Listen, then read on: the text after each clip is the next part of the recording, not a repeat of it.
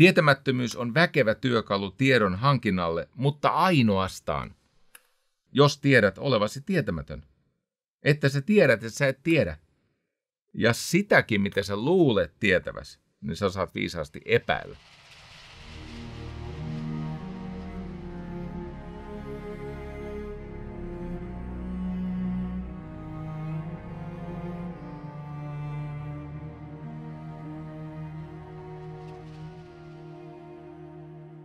Tuntuuko koskaan, että olisit ehkä tomppeli?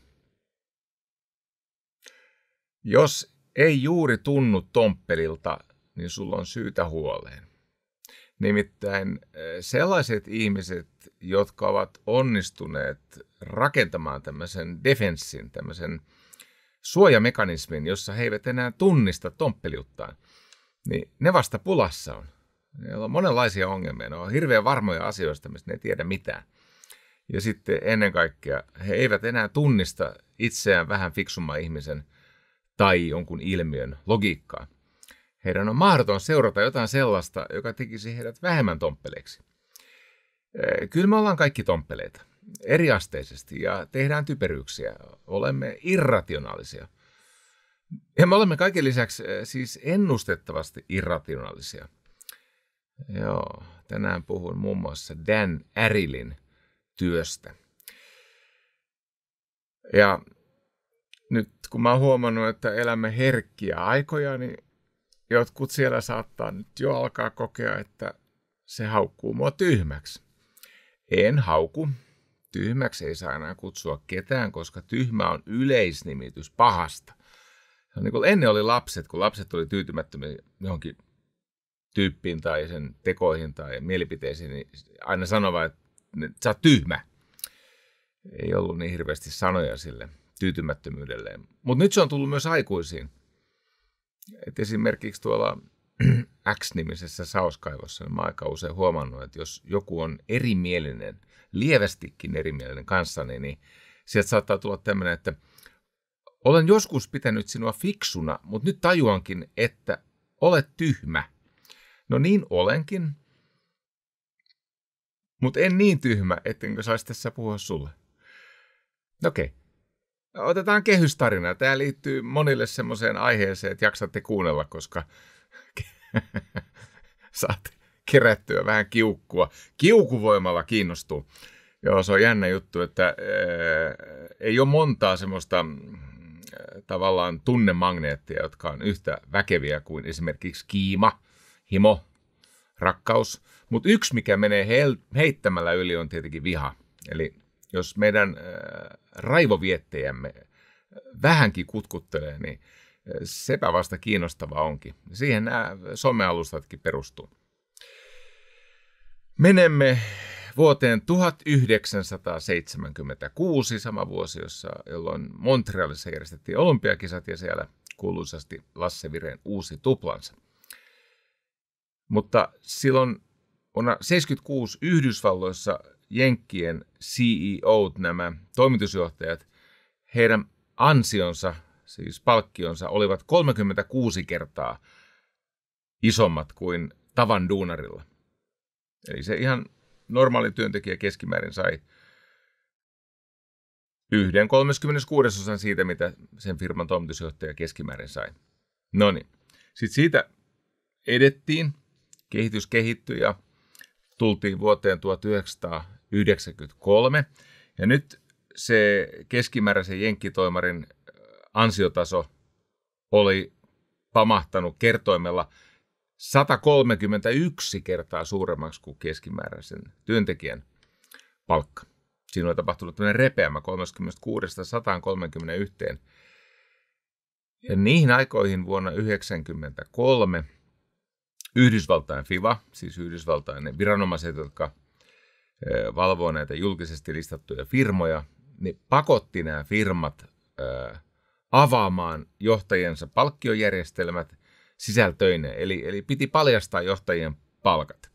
Ja yksi syy tähän oli hillitä johtajien palkkakehitystä. Se oli yksi keskeinen syy. Eli ajateltiin näin, että kun hallitukset, siis näiden yhtiöiden hallitukset siunaa johdon palkkiojärjestelmät, Mutta kun laajasti paljastuu, miten lukratiivisia mansikkapeltoja siellä rakennellaan johtajille, jotka eivät kuitenkaan ota yrittäjän riskiä.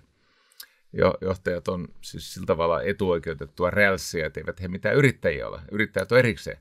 No ja, niin ajateltiin näin, että kyllä se varmaan on niin, että kun sitten tehdään läpinäkyvää ja avointa ja julkista, niin eivät kehtaa nostaa palkkoja niin järkyttävästi kuin nostavat.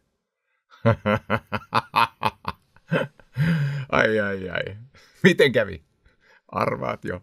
Kato, mä selitän tämän kohta tässä ihan, että mihin peri-inhimilliseen juttuun se perustuu. Se on mainio ilmiö ja se on täysin itsestäänselvä sullekin ja ihan kaikille, jotka sen kuulee. Mutta sen sijaan, että nämä C-tason palkat olisi jotenkin kohtuullistunut suhteessa työntekijöiden palkkoihin, niin syntyikin kilpajuoksu. Syntyi semmoinen ihan teollisuuden ala, jossa konsultit neuvo hallituksia ja varsinkin näitä CEO-hahmoja, että millainen palkkiojärjestelmä sulla pitää olla, että omistajat saavat eniten. Eli omistajan edun nimissä rakennettiin näitä konsulttifirmoja. Warren Buffett muuten sanoi siis halveksien ja hauskasti näistä firmoista. Hän kutsui halveksien ja hauskasti näitä firmoja nimellä Ratchet and Bingo. Musta se oli hyvä. Ratchet and Bingo Companies. Joo, tulee mieleen joku lakifirma. No mitä sitten? 2007. Just ennen finanssikriisiä. Mä joudun oikein katsoa uudestaan että luvun, kun mä itsekään usko. 369 kertaa keskimääräisen duunarin liksa. Se oli vähän niin kuin revähtänyt. On muuten jännä, katos, 369 ja silloin 1976, ei herran jumala, 30 vuodessa se ero on revähtänyt 10-kertaiseksi.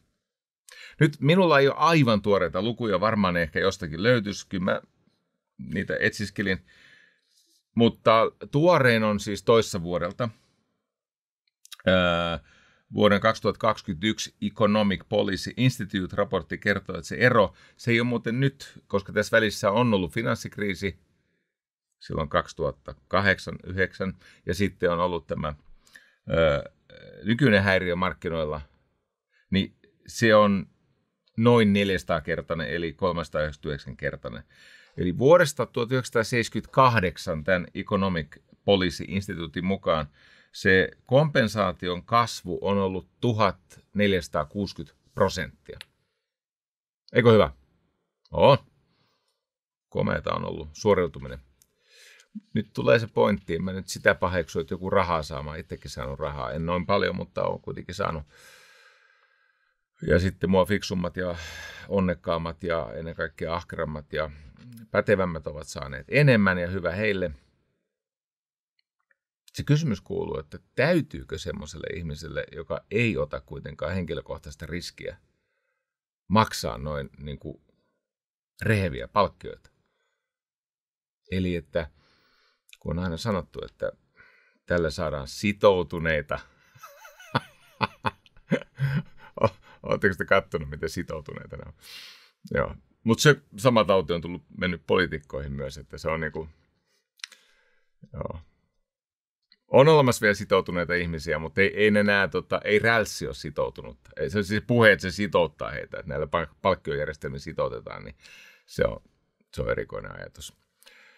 Sitoutuneita ja sitten ajatellaan, että se kannustaa hyvään performanssiin, että se parantaa suoriutumista ja sitten ennen kaikkea motivaatiota. No niin, tätä on syytä tutkia. Silloin kun mä menin Helsingin kauppakorkeakouluun, joka on nykyiseltä nimeltään Aalto-yliopisto, niin silloin mulle uskoteltiin, että taloustieteen perusta on se, että ihminen tekee rationaalisia valintoja. Tänään on hyvä päivä. Juu, kukkuu. No okei, niin sitten myöhemmin on tullut. Ja siis tämä on se paradigma, mihin aika moni vielä hirttäytyy, että joo, että on niukat resurssit. Ja sekin on vielä, että no, nykyisin voidaan taas sanoa uudestaan, että on niukat resurssit, mutta niin kuin globaalilla tasolla, mutta siinä vaiheessa, kun silloin 80-luvun puolivälissä sinne menin, niin ei ollut perusteltua sanoa, että on kysymys niukkojen resurssien rationaalisesta allokoinnista. Se oli siis silloin jo ihan älytön lause. Nyt olen valmis pakittaa tästä resurssikysymyksestä, mutta siitä rationaalisuudesta en piiruakaan. Mutta sitten siihen on rinnalle noussut kyllä behavioral economics, eli siis tämmöinen niin kuin käyttäytymistaloustiede. Eli tutkitaan ihmisten todellisia valintoja semmoisissa ympäristöissä, missä pystytään arvioimaan, että onko se alkuperäisen teorian hypoteesi ihmisen käyttäytymisen ennustettavuudesta ja motiiveista, niin testautuuko se todeksi sitten kokeellisesti, vai onko syytä falsifioida, siis niin kuin upottaa se idea. No niin. Mä kerron kohta, mihin perustuu siis tämä syy, minkä takia ei ole mitään toivoakaan siitä, että ylimmän johdon palkkiot asettuisi kohtuulliselle tasolle. Tai nykyisin jo me puhutaan siis niin kuin hyvinvointialueiden palkkioista ja julkisen sektorin palkkioista ja tietenkin tämmöisten, siis sellaisten konsulttien, jotka elää jostain kansainvälisestä Saudi-rahasta tai jostain muusta tunnottomasta rahasta, jossa on salainen agenda, mikä lie.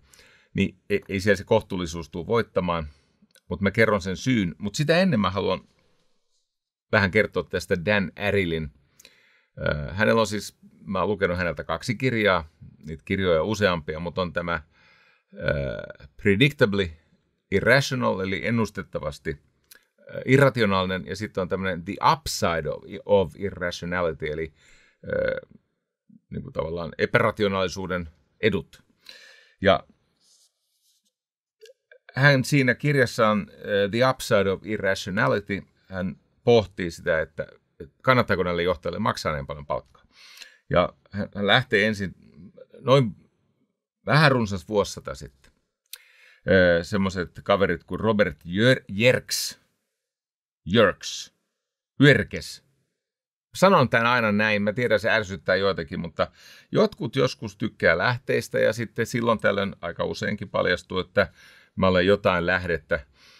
Tässä yksi vähän aikaa sitten kävi niin, että mä käytin siis englanninkielistä lähdettä, mutta sitten kun se ihan alkuperäinen on kirjoitettu ranskaksi 100 vuotta sitten, niin siihen ei riitä paukut. Ja sitten oli vaan tämmöinen tyyppi, joka kaivoi sen ranskankielisen alkulähteen ja sitten pointtasi mun virheen siinä mun puheessa ja totesi, että ei sanonutkaan noin, vaan sanoikin näin.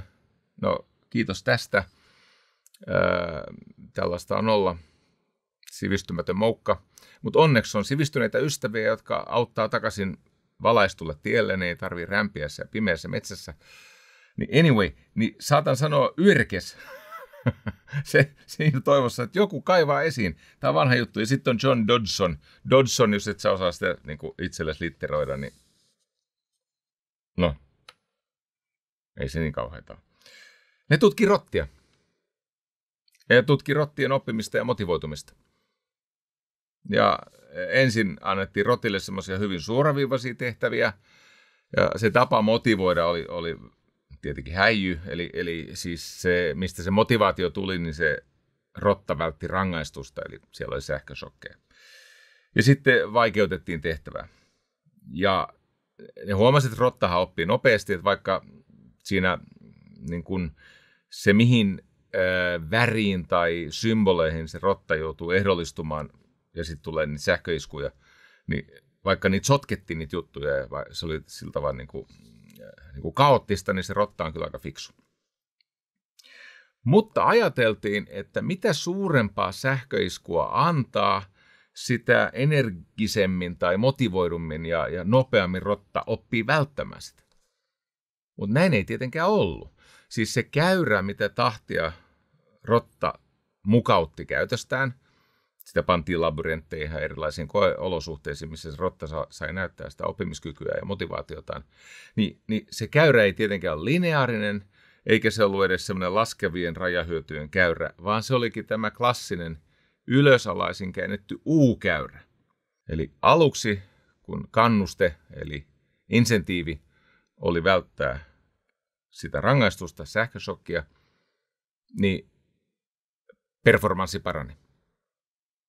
Mutta sitten kun mentiin eteenpäin ja tuli rajumpi rangaistus, niin se rotta alkoi stressaantua niin paljon, että se alkoi keskittyä enemmän siihen kohta tulevaan sähköiskuun kuin siihen ongelmanratkaisuun. Ja sitten rotista tuli hypermotivoituneita. Dan Ariely käyttää tämmöistä termiä, hypermotivoituneita. Eli ne joko meni paniikkiin tai ne alkoi sekoilla, se käytös oli kaoottista, ne saattoi siis lamaantua, apatia, mutta ainakaan se homma ei parantunut. Se oli yleisalaisen käännetty U-käyrä. Aluksi annoksen lisääntyessä hyöty kasvoi tai se adaptaatio kasvoi ja sitten se alkoi laskea. Mutta näinhän se on ollut keskitysleirilläkin. Et kun ihmisiä on vangittu ja niillä on teetetty pakkotyötä, niin aluksi palkkioilla, vaikka ruualla tai levolla tai jollakin etuoikeuksilla ja rangaistuksilla, aluksi sillä saa sitä performanssin parantumista, mutta sitten kun kovennetaan sitä kannusteympäristöä, eli että rangaistukset on rajumpia, jopa siis niin kuin telotuksia siinä tilanteessa, ja tilanne pahenee, niin se tuotto laskee. Ihmisestä tulee flegmaattisia tai arvaamattomia. Ja aikoinaan, kun käytiin, uskokaa tai älkää, niin käytiin tämmöistä taloustieteellistä keskustelua orjuuden lakkauttamisen haitoista. Siis vasta-argumentti orjuuden lakkauttamiselle oli se, että talous romahtaa. Kuulostaako yhtään tutulta? Minusta joskus jotkut menneisyyden kaiut, jotkut historiasta tulevat tämmöiset hennot kuiskaukset, niin ne on niin kuin tuttuja biisejä tässäkin ajassa. Noniin, mutta mitä on tapahtunut, kun orjuus on lakkautettu? Missä ikinä sitä on lakkautettu, aina sieltä antiikista asti, niin tuottavuus on noussut. Siis vapaat ihmiset, joilla on mahdollisuus itse sitoutua siihen tekemiseen ilman näitä ulkoisia motivaatiotekijöitä, palkkioita tai rangaistuksia, antavat enemmän itsestään. Ja arvaat kyllä, että miten tämä liittyy sitten kohta näihin Jenkki CEO-juttuihin. Okei, ällistyttävän moni edelleen uskoo, että ainoastaan pöyristyttävällä ylikompensaatiolla saa yhtiön palvelukseen sitoutuneen, luovan, nerokkaan, ihan kaikkensa omistajalle antavan toimarin, jota ei ikinä saisi, jos maksaisi vaan helvetin hyvin.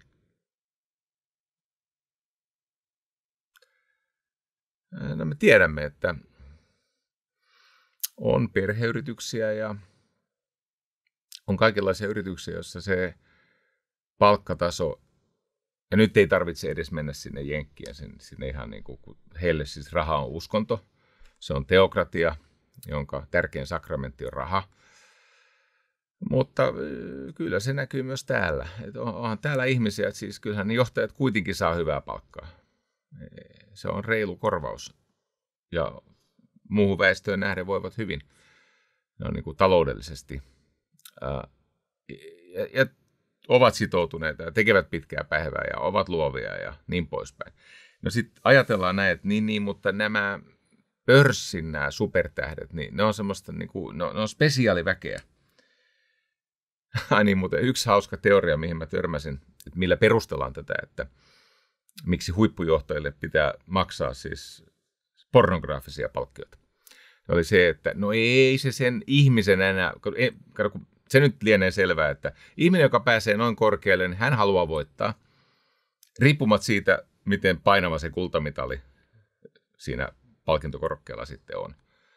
Että ei, kun mä tunnen tämmöisiä ihmisiä, jotka panee aivan kaiken likoon, mä tunnen esimerkiksi yhden ex-hiihtäjän, niin ei sitä rahasta tehty. On muitakin on paljon vahvempia motivaatiotekijöitä kuin raha. No anyway, niin yksi teoria selitti näin, että joo, no ei se ehkä johdu siitä henkilökohtaisesta insentiivistä, mutta sillä valtavalla palkalla kannustetaan kaikkia muita. Kato, kun kaikki muut todistaa, että tuo yksi tyyppi saa ihan niin kuin pimeätä liksaa. Niin kaikki muut sanoo, että nyt eräänä päivänä joku meistä on tuolla, eräänä päivänä ehkä se on minä. Tai jos mä pääsen lehdelle, niin siltikin homma paranee. Mutta jos se kannustevaikutus perustuisi niin kuin esimerkkiin, tai se olisi niin kuin viesti kaikille muille siitä, että näin voisi sinullekin ehkä käydä, niin silloinhan hallitusten kannattaisi palkata näitä johtajia myös semmoisilla käskyillä tai niin kannattaisi kannustaa niitä johtajia tapaamaan enemmän ystäviään ja perhettään ja harrastamaan enemmän ja viettää kohtuullisesti vapaa-aikaa, koska siitä on vielä suurempi syy kadehtia. Hei, tämä Dan Ariely teki tiimeineen, mä en nyt luettele niitä kaikkia nimiä, ketkä siinä olisi, mutta siis erittäin pätevä tutkijatiimi. Ne tajusivat, että ei nämä rottakokeet ja nämä muut vastaavat kokeet, niin ei ne ehkä ole niin kuin siirrettävissä esimerkkinä ihmisen käytökseen, mutta sitten miettii, että miten tämä pystyttäisiin tämä homma niin kuin kokeellisesti järjestää niin, että meidän yliopistojen tutkimusmäärärahat, kyllä ne on isoja, jos ollaan katsottu vaikka Suomen Akatemian tutkimusmäärärahoja, niin kyllä niillä jotain pystyy tekemään, kun se on aina niin kuin 500 000 laakia. Tässä oli muistaakseni 6 tutkijaa tässä tutkimuksessa, mihin mä nyt viittaan. Niin ne sitten teki tämmöisen yksinkertaisen loistavan keksinnön, että ne menee tekemään sen kokeen Intiaan. Kun Intiassa on matalampi elintaso, eikö niin, siellä on niitä rupioita, no ihmiset ei tienaa yhtä paljon. Ne toi mukanaan semmoisia tavallaan pelivälineitä ja siis sitä, millä se koe järjestettiin, että saatiin selville, että miten paljon ylimääräistä performanssia ja motivaatiota ja luovuutta ja nerokkuutta ihmisestä irtoaa, kun hän maksaa tarpeeksi törkeitä liksaa. Intiassa siinä koejärjestelyssä vaihteli näin, että pikkubonus oli päivän palkka. On sekin jotain, kun sä tunnin pelaat niitä juttuja. Sitten keskikokoinen palkinto oli 2 viikon liksa. Ja sitten siellä oli tämmöinen iso motivaattori, tämmöinen jackpot, iso kompensaatio. Se oli 5 kuukauden palkka. Ja sitten ne käytti 6 testiä. Ja en nyt siis tässä rupea kuvaamaan niitä testejä, se on pitkä tarina ja voit itse lukea. The Upside of Irrationality on se kirjan nimi. Ja varmaan löytyy jotain muutakin tietoa jostakin. Mutta tulos oli sama kuin rotilla, että se hypermotivaation vaste, siinä kirjassa on hauskoja, mutta kuvauksia siitä, miten ihminen, jumalauta, kun se tajuu, että kato, kun ennen sitä koetta, niin heitettiin noppaa, ja sitten katsottiin, että millainen palkkio on mahdollista saada, että tuleeko 2 viikon liksa, jos onnistuu, vai 5 kuukauden palkka, vai vain päivän palkka. Jos osui niin kuin 5 kuukauden palkkaan, niin se ihminen oli kuule vähän helvetin motivoitunut. Ja hermostunut.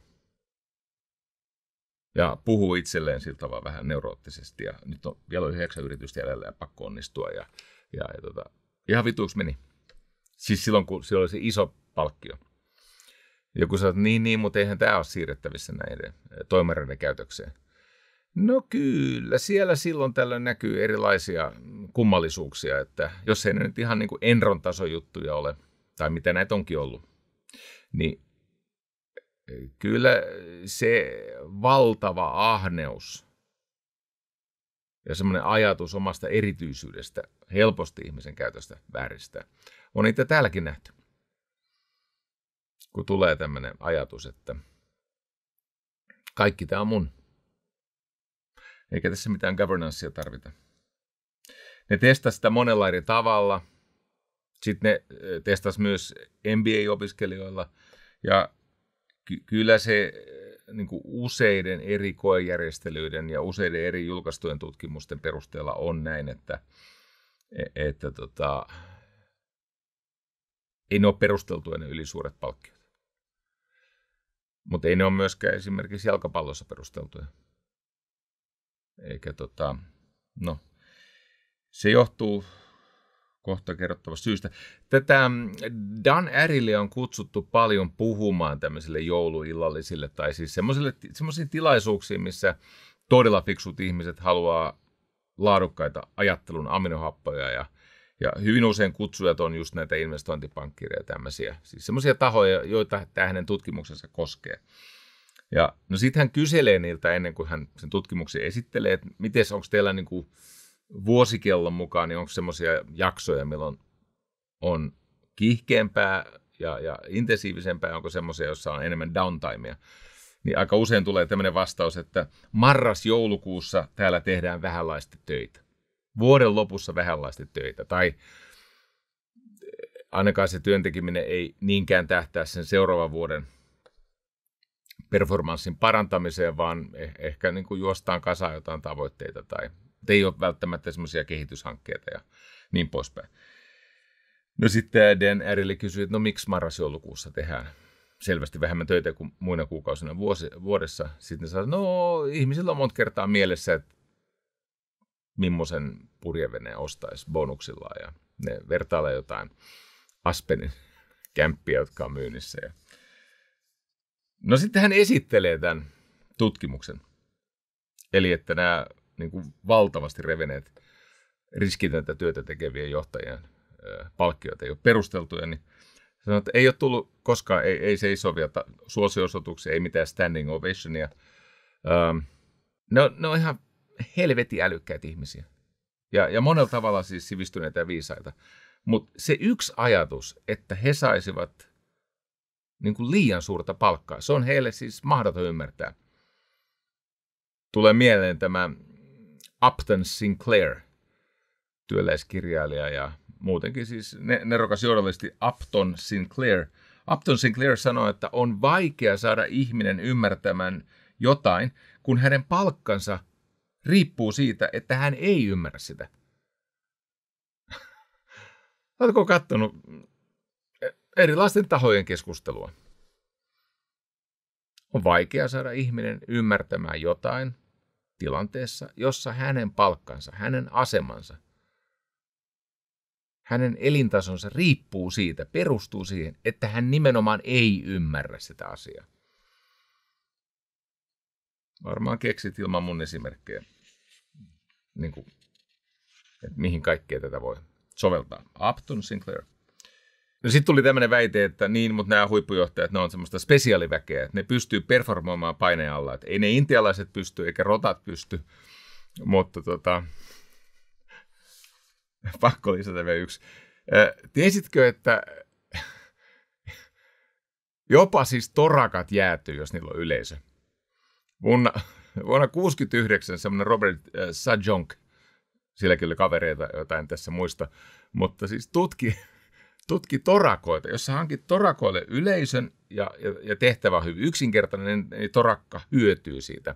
Siis se torakan performanssi. Torakka haluaa näyttää kavereille, että nyt lähtee, kattokaa tätä. Eli siis joku yksinkertainen kilpajuoksu, niin torakka ilman yleisöä menee verkkasemmin kuin torakka, jota kattelee siis hänen faninsa tai heitterit. Mutta sitten jos on vaikeampi tehtävä, se torakka niin sanotusti jäätyy, se choukkaa. Se katseen alla työskentely on stressaavaa. Okei. Löytyy vielä yksi esimerkki siitä, että onko nämä niin kuin, että siis CEO, se ei ole torakka, se ei ole rotta eikä intialainen. Tämä on vähän asiatonta, mutta on siis esitetty, että ne on niin kuin vähän erilaisia ihmisiä. Ne ajattelin, että no mikähän olisi semmoinen, missä helvetillisen paineen alla niin kuin todella lahjakkaat, kovapalkkaiset ihmiset suoriutuu, niin tietenkin NBA-koripalloilijat. Ne halusi tutkia sellaista, että kun siellä on tämmöisiä clutch-pelaajia.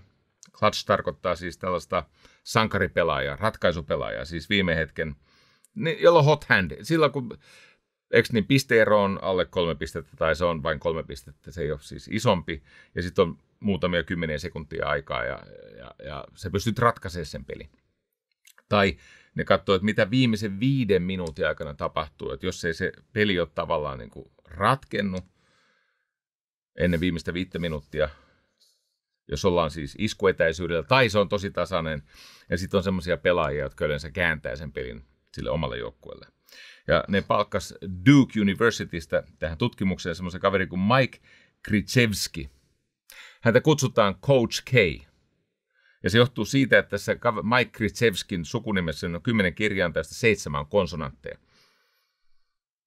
Okei.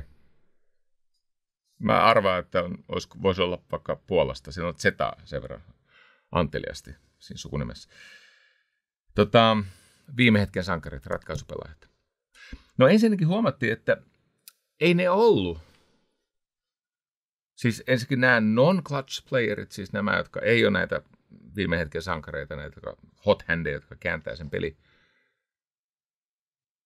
Niin, tämä on semmoisesta Ben Cohenin kirjasta kuin Hot Hand, jonka vähän antikliimaksi viesti on se, että ei ole mitään hot handia. Kirjan nimi on Hot Hand, mutta sitten ei ole. Mä ostin sen innoissaan, koska mä halusin kuulla, että on olemassa joku taianomainen ominaisuus, että grace under pressure ja pressure is privilege ja niin poispäin. No se on totta, on grace under pressure ja pressure is privilege. Nämä on ihan hyviä lauseita ja ne on totta, mutta siis näissä statistiikoissa paljastuu, että se ei johdu siitä, että paineen alla nämä hot handit nostaa tasoaan, vaan he heittää enemmän.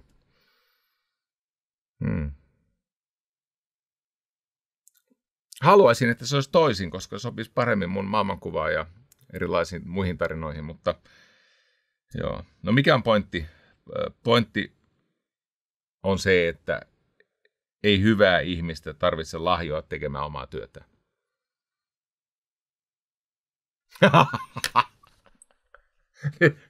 Nyt. Ai. Nyt mä kuulin, että on tämmöinen.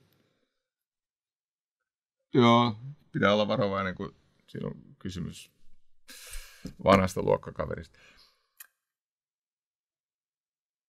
Mutta on siis näitä hyvinvointialueita. Tämä sote, joo. Kuulemma siellä on se hyvinvointialueen johtaja, niin silloin siis 18 tonnia liksa, mikä on ihan hyvä palkka tuommoisesta hallinnollisesta hommasta. Mutta sitten erikseen kompensoidaan siitä, että osallistuu kokouksiin.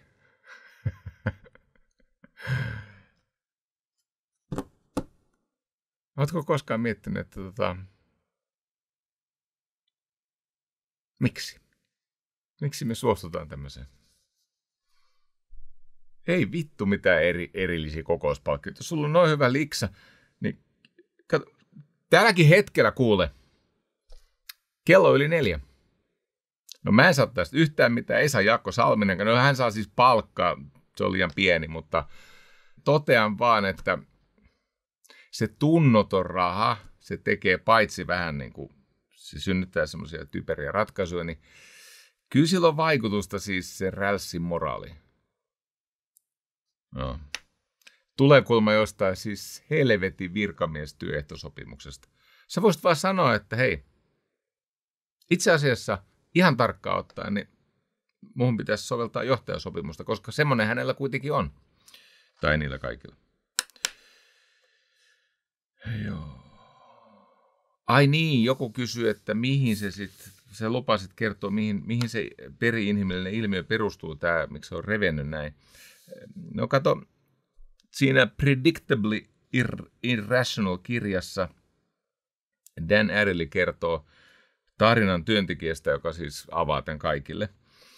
Eli on investointipankin nuori työntekijä, tämmöinen lupaava hyvä nuori, oikein siis mainiosta koulusta, valmistunut, päässyt hyvään firmaan töihin ja sitten hän menee pomolle valittaa palkastaan. Palkka on liian pieni. Ja sitten tämä pomo kysyy, että silloin, tiedätkö ystävä, silloin kun sä viimeistelit sun opintoja, menit ehkä siihen viimeiseen vuoteen ja päätit suuntautua meidän alalle, niin miten sä odotit saavasi palkkaa niin kuin just koulusta ulos päästyessä? Sitten tämä kaveri sanoi, että no, $100,000 vuodessa. Se oli se, mitä hän odotti. No nyt sä oot ollut pari hassua vuotta meillä ja sun liksa on $300,000 vuodessa. Miten sä voit olla pettynyt sun palkkakehitykseen? Tämä kaveri sanoi, että no, tuossa naapurideskissä, tuolla salissa, siis mä juttelin viereisen deskin kaverin kanssa ja hän saa $310,000 vuodessa. Enkä minä ole häntä huonompi. Silloin vuonna 1993, kun ne pakotti nämä kaikki palkat ja palkkiot ja järjestelmät julkiseksi, siitä syntyi se kilpajuoksu sen takia, että aina kun joku onnistui neuvottelemaan itsellään vähän paremman diilin, niin ilmaantui siis kymmeniä tai toista sataa tyyppiä, jotka sanoo, että hei, kato mun performanssia. Mun performanssi on vielä parempi, mun pitää päästä yli. Tajuuksena siitä tulee kilpajuoksua, asevarustelua. Ja sit on nämä tämmöiset. Mulla on kauheata, kun mulla on tää häpy kasvanut, ja se tarkoittaa sitä, että mä en ihan mitä tahansa kehtaa sanoa, kun moni niistä tyypeistä on tuttuja, ja ei vitti kavaltaa kaikkea, mitä joskus kuullut, mutta silloin vielä, kun pörssikurssit listattiin Helsingin Sanomien siihen broadsheettiin. Siis tämä oli ennen kuin pörssikurssit oli niin kuin, että niitä ennen kuin ne oli niin kuin samalla tavalla netissä kuin nykyisin, niin julkaistiin pörssikurssit lehdessä. Ja eräs tuttu miljardööriyrittäjä eräälle toiselle huippujohtajalle, mutta ei ole yrittäjä, niin sitten aina sanoi, että en vitsi käyttää nimeä, mutta nokkelimmat keksii, niin sanoi, että nyt kuvitteellinen nimi, siis ei se keksitty nimi, Kalevi. Että Kalevi se näytti sitä pörssilistausta, sitä Helsingin Sanomien broadsheetia, sitä isoa paperia. Kalevi, näytä, mistä näistä firmoista lähtee se johtaja heti ulkomaille, jos ei sen optio-ohjelmaa siis kunnolla ryyditetä. Mihin nämä sitten menee, niin mihin nämä häipyy? Pointti on se, että vittu ne mihinkään häivy. Ei niillä ole markkinaa. Nyt on vähän, mutta kuinka vähän? No siis todella vähän. Mutta kun perustelu tämä, että jos en saa siis liikaa palkkaa, jo lähtee pois. Jos ne saa liikaa palkkaa, ne jää eläkkeelle aikaisemmin. Ootko huomannut? Se siitä sitoutumisesta. Hei, palkkakateus syntyy suhteellisuuksista, vertauksista naapuriin ja muihin läheisiin, semmoisiin samaistuttaviin kohteisiin, siihen omaan niin sanottuun pieriin, vertailuryhmään tai vertaisryhmään. 1880 syntynyt ja 1953 kuollut semmoinen kaveri kuin H.L. Mencken, aivan mahtava esseisti ja satiirikko ja kulttuurikriitikko ja vaikka mitä, H.L. Mencken, niin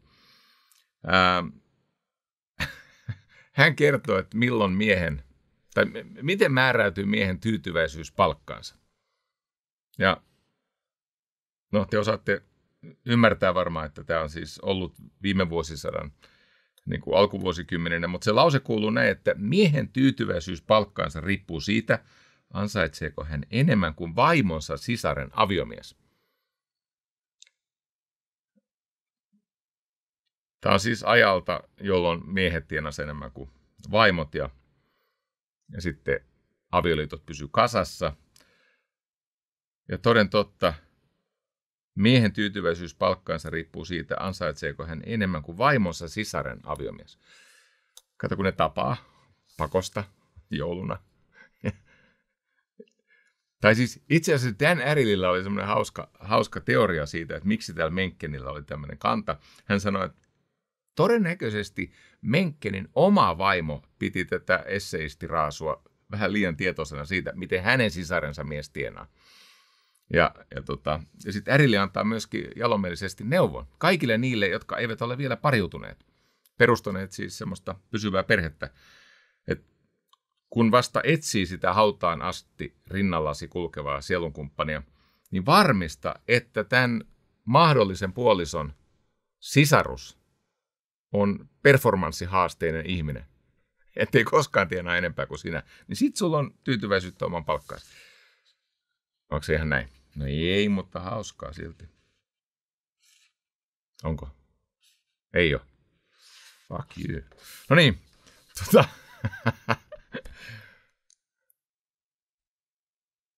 Nyt se on niin, että jos mulla ei ole hauskaa, niin sä et kato. Ja sitten ne, joilla ei ole ollenkaan ollut hauskaa, niin ne ei ole kattonut pitkään aikaa. Ja jos sä nyt vielä siellä katot, niin sulla on joku vika ja se liittyy minuun. Descartes sanoo todellakin näin, että järkevyys on maailman tasapuolisemmin jaettu juttu. Siis siinä mielessä totta, että kyllä kaikilla on joku alue, missä ne on jossakin määrin järkeviä. He ovat kyvykkäitä ongelmanratkaisuun. Mutta typeryys ei ole tasapuolisesti jaettu. Siis on lohdutonta typeryyttä ja sitten on vähän vähemmän lohdutonta typeryyttä. Ja tietenkin, no siis kaikki ajattelijat kaikkina aikoina on aina ollut sitä mieltä, että just tämä mun aika on infestoitunut, saastunut tolvanoista pahemmin kuin mikään muu historian aika. Et ennen oli vähemmän typeryyksiä vallalla ja nyt niitä on enemmän. Mutta silti haluan sanoa, että tämä some ja tämä maailma, jossa kaikki julkaisee, kuka ei lue. Ja tämä aika on ehkä ruokkinut sitä semmoista typeryyttä. Mä en nyt oikeastaan siis puhu semmoisesta niin kuin kognitiivisesta tai jopa neurologisesta tyhmyydestä, vaan mä puhun enemmän tietämättömyydestä ja taitamattomuudesta ja tottumattomuudesta ja siitä, että on torjuntaa, että ei ole avoin. Että jos törmää johonkin havaintoon, joka aiheuttaa tämmöistä älyllistä ristiriitaa, niin se et ole avoin tutkimaan, että joskus olisi vaikka totta. Eli ei ole välttämättä kysymys kognitiivisten kykyjen vajauksesta, vaan ja sä voit ajatella näin, että läheskään aina ei ole kysymys siitä, että minä olen tyhmä. Mä en vaan vielä osaa. Enkä ole ehtinyt siis tutustua ihan kaikkeen. Tai jotkut asiat on päässyt jo unohtumankin. Mutta kun me ollaan semmoisessa tilanteessa, jossa johtuen tästä ympäröivän maailman dynamiikasta, niin epävarmuuden kasvu tekee ihmisiä hulluksi ja samaan aikaan varmuuden kasvu tekee ihmisestä tomppelin. Eikö niin? Epävarmuuden kasvu aiheuttaa stressiä, huolta ja sitten ihminen, hän pakenee, hän on tämmöinen niin kuin eksiili, tämmöinen maanpako varmoihin mielipiteisiin, siis kivettyneisiin, skleroottisiin, luutuneisiin mielipiteisiin. Ja silloin se ajatus, että kun epävarmuuden kasvu tekee hulluksi, mutta varmuuden kasvu taas tekee tomppeliksi. Eli silloin hirttäydytään johonkin ajatukseen tai johonkin, joku on selittänyt sulle jonkun jutun, mikä nyt sitten ehkä on totta tai ei ole, niin siihen jäädään kiinni. Et hyvin usein älykkyys se on adaptaatiota, se on siis sitä, että sä treenaat niin, että sä oot joustava ja kykenet siis tilanneviisaisiin valintoihin, tai ainakin niin, että ne valinnat on vähän todennäköisempiä. Törmäsin tätä tehdessäni tämmöiseen tutkimukseen. Haluan lukea sulle ensin sen tutkimuksen nimen englanniksi. Tuleekohan tästä mitään? Todennäköisesti ei. Mutta tämä on siis julkaistu Journal of Analytical Psychology tiedejulkaisussa. Farting as a defense against saatana, mennä puolivälistä tutkimuksen nimen. Huuhaa. Farting as a defense against unspeakable dread. Eli piereskely puolustuskeinona piereskely puolustuskeinona sanoin kuvaamatonta kauhua vastaan.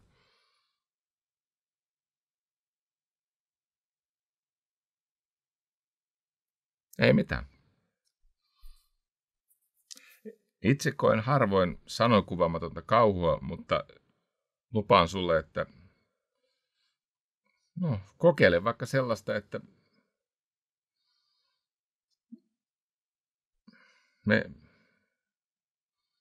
menen saareen ja katsoin jonkun tosi ahdistavan yksin siis siellä pimeässä saaressa jonkun kauhufilmin ja syön jotain, joka aiheuttaa ilmavaivoja ja katson, että aiheuttaako sehän voi, siis mistä ei mun kyvyllä voida arvioida, että onko tämmöinen tutkimus tarvinnut tehdä lainkaan.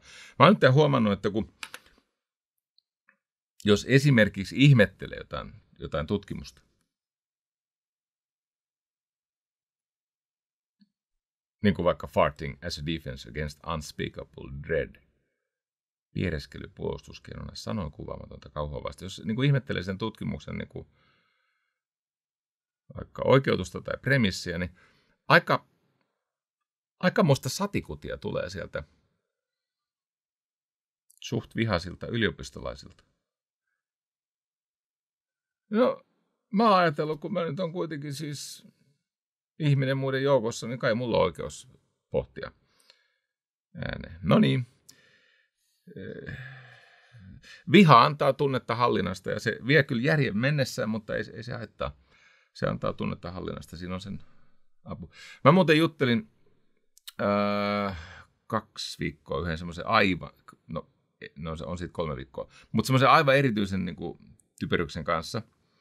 Ja hän bashasi siis ex-vaimoja. Ja sitten mä joudun kysymään, että kun sulla on ollut 3 riitaisaa avioeroa, siis usko tai älä, se on ollut naimisissa 3 kertaa, ja ne on kaikki päättynyt kauheeseen riitaan ja huoltajuuskiistoja ja kaikkea ikävää. Ja sitten hänellä on aivan vainoharraisia tarinoita siitä, että mitä nämä naiset on sanonut. Mä kysyin, että mitä nämä 3 riitaisaa avioeroa ne on opettanut sulle? Että miten sinä olet siitä niin kuin viisaudessa vankistunut? Hän sitten sanoi mulle, että no sen se on opettanut, että naiset on perseestä. Sitten mä sanoin, että no ei ole, että ne on tullut siitä naapuriosoitteesta. Mutta susta mä en ole ihan varma, että mistä sä oot tullut. Mutta naiset ei ole tullut perseestä.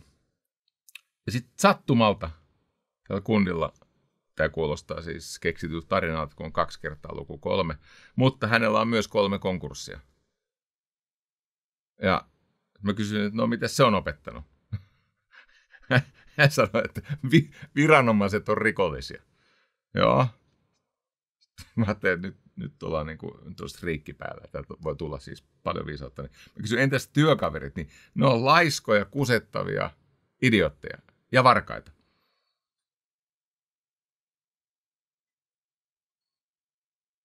Tässä ja nyt lupaan sulle, rakas katsoja ja kuulija, niin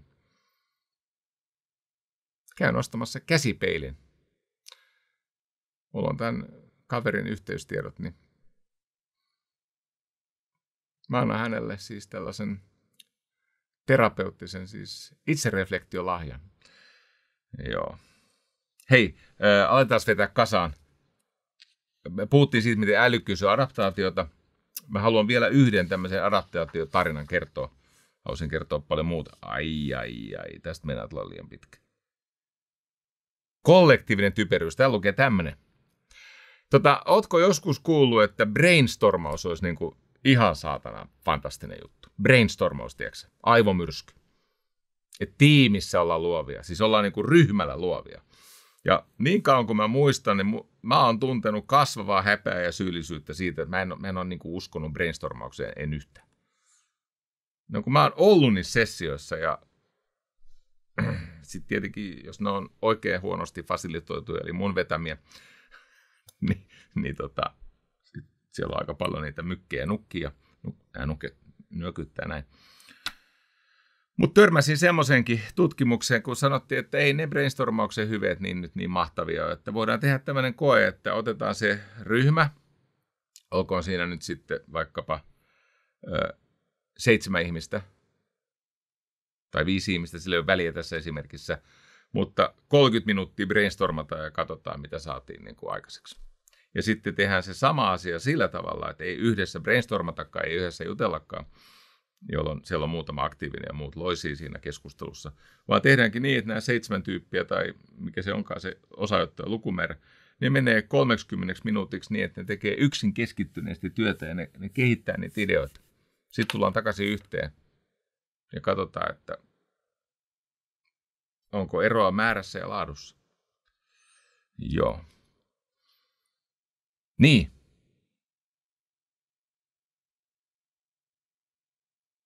Ei helvetti. Kato, mä luin tämmöisen The Psychology of Stupidity. Jean-François Marmion, en mä luule. The Psychology of Stupidity, explained by some of the world's smartest people. Tämä on karkkia. Tässä Psychology of Stupidityssä. Tämä on tämmöinen väite, että Ranskassa oli 100 000 mediota. Ja niiden yhteenlaskettu liikevaihto tai vuositulot on 3 miljardia euroa. Joku jaksaa uskoa vielä epätodennäköisiin selityksiin. Ja sitten siinä samassa yhteydessä sanottiin, että toukokuun 28. päivä 2017 tapahtui tämmöinen erikoinen juttu, että siis kymmenet ja kymmenet ihmiset näki, ja itse asiassa jotkut aika monet sai filmillekin, moottoripyörä ajoi mailikaupalla suoraan moottoritietä ilman kuljettajaa. Ja sitten osa ihmisistä siis kiven kovaa väitti, että ne näki semmoisen white lady, semmoisen valkoisen leidin sen moottoripyörän selässä. Ja sillä oli joku merkitys. Ja sitten kun niille yritettiin selittää, että miten on mahdollista, että jos kuljettaja putoaa moottoripyörän selästä, niin se moottoripyörä saattaa jatkaa. Jos se tie sattuu olemaan suora, niin se jatkaa niin kauan, kunnes se tie kääntyy ja sitten tulee vasta niin kuin pahaa jälkeä. Niin, tiedätkö, siellä on nämä gyroskooppiset voimat, mikä selittää sen pyöränkin pysymisen pystyssä, kun sitä polkee. Niin, osa ihmisistä ei ne halua adaptoitua siihen, että voisi olla joku semmoinen arkiperäinen selitys, kun ne haluaa, että siellä on se valkoinen lady tai joku muu tämmöinen hahmo. Ja se on ihmisille raskasta. No niin, vika juttu. Kun mä luin tätä Psychology of Stupiditya, niin täällä ja sitten huomasin, että muissakin lähteissä, niin aika monet filosofit olivat puhuneet tätä valistuksen ajan järkeilyihannetta vastaan, tätä niin kuin reason, siis tätä järkiajattelua vastaan. Immanuel Kant muun muassa sanoi, että kun sä yrität järkeillä yli empirian, niin sä eksyt vääjäämättä vaeltamaan harhoissa. Ja sitten Nietzsche oli erityisen ankara siitä, että kun maailma on irrationaalinen, niin tämmöiset ihmiset, jotka yrittää järkeillä asioita, niin niistä tulee vääjäämättä tomppeleita. Schopenhauer sama juttu, Heidegger ja on siis paljon näitä filosofeja, jotka varoittaa sen järjen ja valistuksen ylivallasta. Et tarvitaan vastalääke, ja se on itsekriittinen tietoisuus siitä, mitkä on järkeilyn rajoitteita. Ja jos yhtään niin kuin, perehtyy siihen, että miksi filosofit, ei ne niinkään siis ihmisen tyhmyyttä tai typeryyttä vastaan hyökkää, vaan nimenomaan sitä hybristä, että sä voit järkeillä itsesi jotenkin semmoiselle tiedon tasolle, että niin kuin ihmisyyteen kuuluvat irrationaalisuudet eivät enää koske sua, koska silloin ne just erityisesti koskee.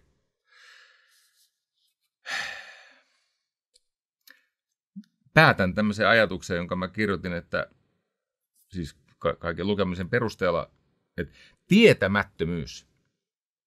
Tämä ehkä tuli näistä Nietzschestä ja Schopenhauerista ja Kantista ja näistä, koska ne on niin yksimielinen, no, kaikissa muissa asioissa, mutta Kant ja Nietzsche, nehän riiteli keskenään, halveksivat toisiaan. Ne on niissä muissa asioissa keskenään erimielisiä tässä yhdessä asiassa, kun ne epäili sitä valistuksen tai valaistumisen, enlightenment, siis sitä yltiörationaalisuuden aikaa. Ja puhuisi sen puolesta, että maailmaa hallitsee irrationaalinen niin kuin sokea tahto. Ja sitten me vaan järkeillään siihen, me koitetaan selviytyä. No niin, tietämättömyys on väkevä työkalu tiedon hankinnalle, mutta ainoastaan, että jos tiedät olevasi tietämätön. Että sä tiedät, että sä et tiedä. Ja sitäkin, mitä sä luulet tietäväsi, niin sä saat viisaasti epäillä. Mä oon huomannut ainakin, että itsellä happi riittää, kun ei pidä kiinni siis pakonomasti siitä, minkä luulee tietävänsä. Ja sitten mä oon katsonut näitä, joilla happi ei riitä. Niin jumalauta, se heidän niin kuin psykologinen elojääminen perustuu siihen, että ei milliäkään periksi. Mitään uutta tai totuudellisempaa ei saa tähän tulla syrjäyttämään tätä mun kanonisoitua tarinaa. Koitetaan arvostaa sitä sopivaa määrää irrationaalisuutta toinen toisissamme ja maailmassa itsessä. Kiitos.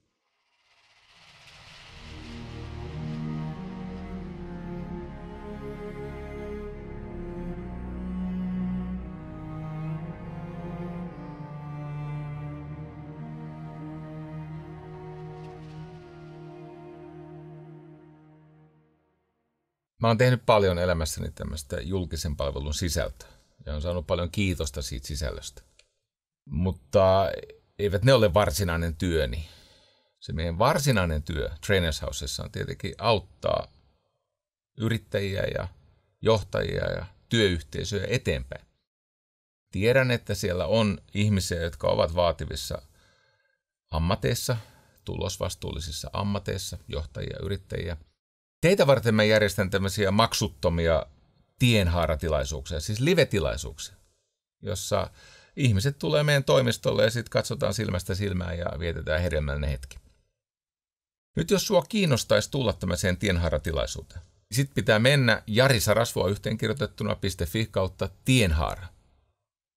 Maksuttomia kohtaamisia Trainers Housen toimistolla. Mä vedän niitä. En tuhlaa sun aikaa. Hae.